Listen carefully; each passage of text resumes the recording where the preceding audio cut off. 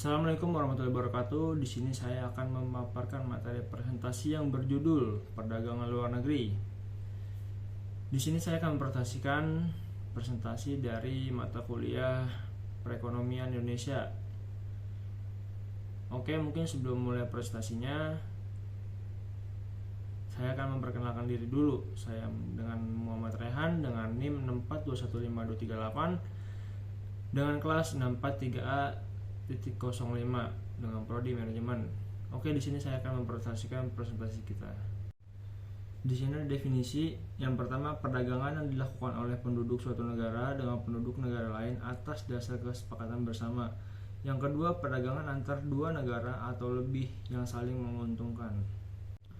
Di sini kita masuk ke faktor-faktor pendorong. Yang pertama ada sumber daya alam atau yang disebut SDA.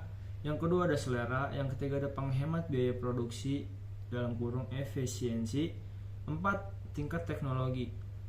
Adanya perbedaan kemampuan penguasaan ilmu pengetahuan dan teknologi dalam mengelola sumber daya ekonomi. 5. Untuk memenuhi kebutuhan barang dan jasa dalam negeri. Yang keenam ada keinginan memperoleh keuntungan dan meningkatkan pendapatan negara. Yang ketujuh adanya kelebihan produk dalam negeri sehingga perlu pasar baru untuk menjual produk tersebut. Yang ke-8 keinginan membuka kerjasama, hubungan politik dan dukungan dari negara lain. Kita sekarang masuk ke manfaat perdagangan internasional. Yang pertama memperoleh devisa, yang kedua memperluas kesepakatan kerja, yang ketiga menstabilkan harga-harga, yang keempat meningkatkan kualitas konsumsi, yang kelima mempercepat ahli teknologi, yang keenam ada memperoleh barang yang tidak dapat diproduksi di negeri sendiri, yang ketujuh ada memperoleh keuntungan dari spesialisasi, yang ke-8 memperluas pasar menambah keuntungan transfer teknologi modern.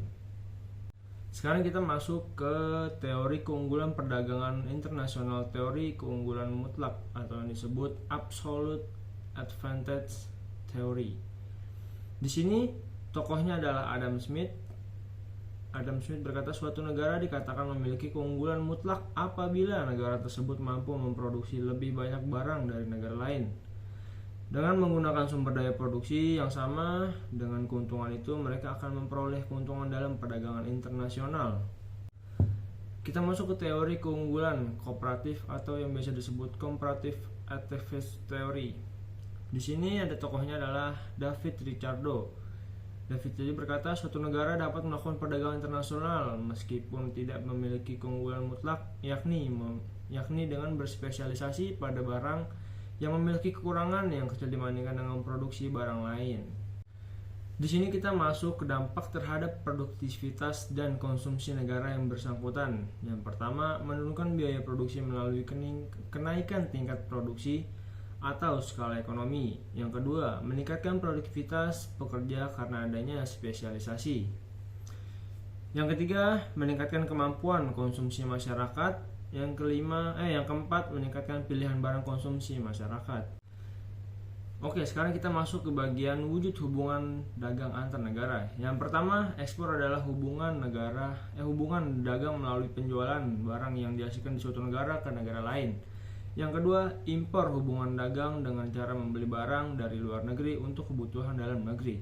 3. Devisa adalah segala mata uang asing yang beredar dalam negeri suatu negara dan memiliki catatan kurs resmi di bank sentral. Yang keempat, fungsi devisa sebagai alat tukar internasional atau alat bayar luar negeri, alat stabilitas mata uang suatu negara. Di sini yang pertama, sumber penerimaan devisa berupa ekspor barang dan jasa, pinjaman luar negeri, bunga atau pendapatan investasi. Selanjutnya, nilai tukar valuta asing atau bisa disebut kurs, jumlah suatu satuan mata uang yang harus diserahkan untuk mendapatkan satuan-satuan mata uang asing. Selanjutnya, perbandingan nilai antara mata uang dalam negeri dengan mata uang asing disebut nilai kurs, berubah tergantung permintaan dan penawaran. Di sini ada fungsi kurs, pembayaran antar negara, pertukaran barang dan jasa, menukar kekayaan, menimbun kekayaan, cadangan moneter. Kurs jual atau kurs falas yang digunakan jika bank atau money changer menjual falas kepada nasabah. kurs beli atau kurs falas yang digunakan ketika bank atau money changer membeli fasal dari nasabah. Oke, mungkin itu saja materi yang saya ingin prestasikan dengan materi perdagangan luar negeri.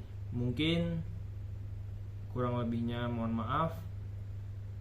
Itulah presentasi dari saya. Wassalamualaikum warahmatullahi wabarakatuh. Dadah.